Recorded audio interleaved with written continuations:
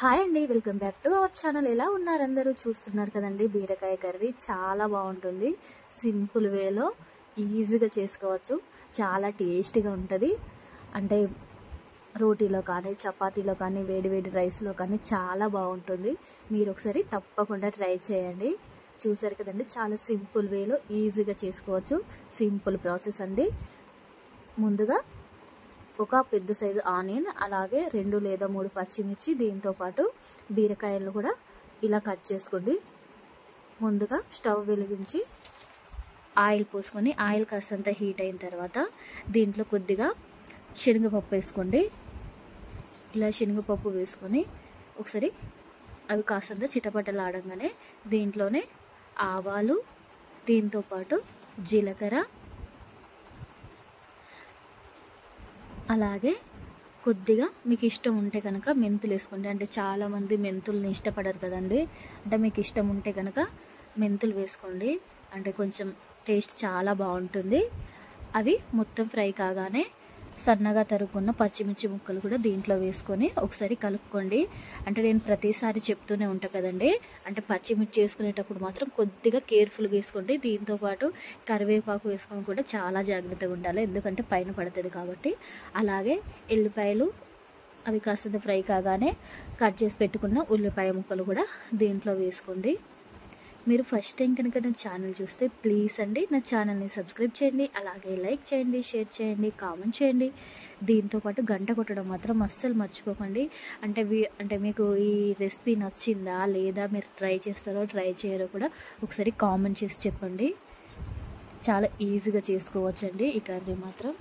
చూసారు కదా, ఇలా మొత్తం ఫ్రై చేసుకోండి.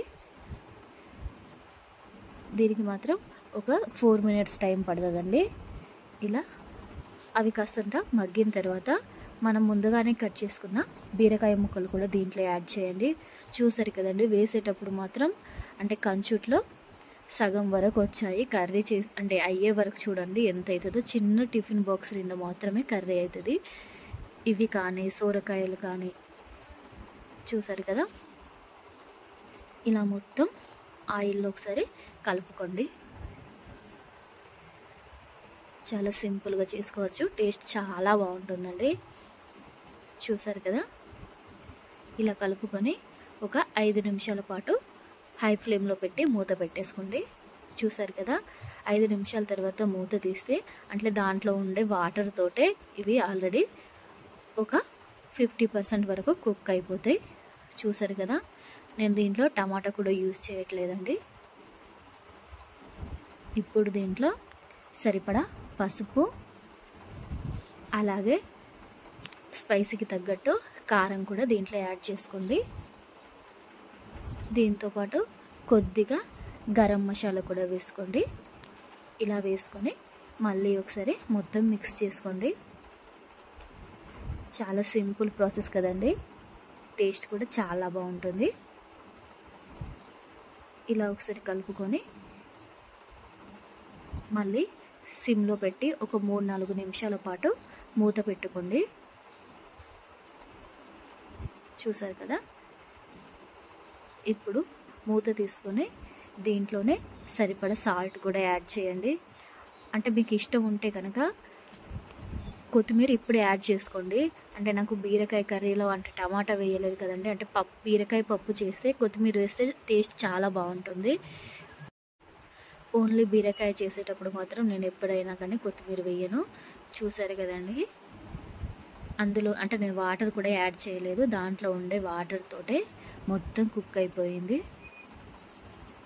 చాలా సింపుల్ ప్రాసెస్, ఈజీగా చేసుకోవచ్చు. ఇలానే సిమ్లో ఇంకొక 5 నిమిషాల పాటు మూత పెట్టి ఉంచుకోండి.